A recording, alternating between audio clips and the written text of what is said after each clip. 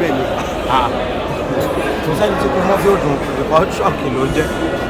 báwo ló ṣe dùn mí tó kò ó dùn because ìgbà téèyàn bá expect tó bá dé báyàn lójijì but a lè blame Ọlọ́run so bó ṣe wọ́ Ọlọ́run ló ń ṣe nǹkan. kí ni àwọn ẹ̀kọ́ tó kọ́ lára nígbà tó wà láyé pé tí èdè sọ nípa àwọn gbà tó báyìí ni a lè mú kọ́ lára. nǹkan tí mo kàn lè tí mo lè sọ nípa Murphy ni pé Murphy jẹ́ èèyàn tó máa ń think high tó máa ń ro big thing and kò sí bí o ṣe fẹ́ ní Murphy iṣẹ́ tó Murphy ò ní sọ̀rọ̀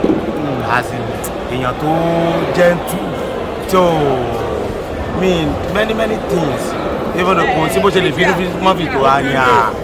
àníyà Murphy àkànṣe báyìí òkèlè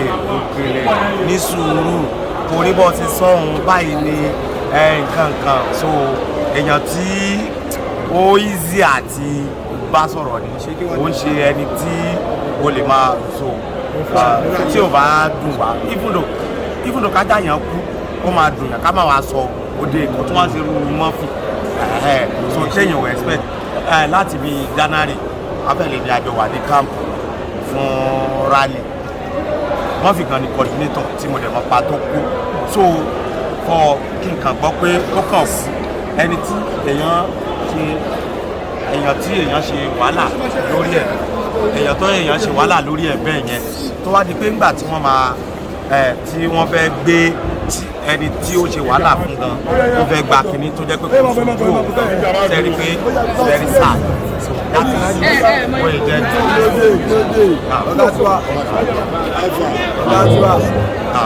wọ́n yìí jẹ́ wálé wẹ́ àdúrà tí wọ́n kàn gbà ní pé Ọlọ́run á forí jì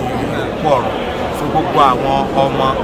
aya ẹbí tí Murphy Àfọlábí tó filẹ̀ Ọlọ́run á bá ràn wọ́n lójú lẹ́yìn ikú ẹ̀ àní rí wàhálà nínú ẹgbẹ́ òṣèré àní rí àtẹ̀yìnkú mọ́ nínú eléyìí náà ta tún wà yìí náà la tún gbọ́ ikú bàbá wa Prince Adéyẹmọ Ọlọ́run bá wa fọ̀run kẹ́ wọn torí pé ó jẹ́ òṣèré generally social media stuff náà máa ní àwọn òṣèré yìí ti ń kú jù àwọn èèyàn tí wọ́n ń kú gan wọ́n pọ̀ ẹni tó bá dé hospital ló mọ̀ bá a ṣe wà yìí sí tẹ bá fẹ́ mọ̀ pé wèrè pọ̀ ẹ ṣeré láàrú ẹ kú kámẹ́rà yìí lọ́bẹ̀ ẹ bá mọ̀ pé àwọn tó ya wèrè pọ̀ tẹ bá fẹ́ mọ̀ àwọn tó kán lẹ́sẹ̀ so but ọlọ́ba wa dáwọ́ ẹ̀ tó bá jẹ́ pé ìbínú Ọlọ́run bínú sí ilẹ̀ wa ni kí Ọlọ́run fi ó dáríjì wá ó fi àforí jí ẹ̀ṣẹ̀ ó fi sókè wá dàgbà ádòwò ká má kú kú òjijì ká má kú nígbà tí ò yẹ ó yẹ jẹ́ nìyẹn ẹ ṣe kí Okele. Aki baba wa. Okele. Ale. Ọ̀gá. Respect. Odogun ni sẹ́.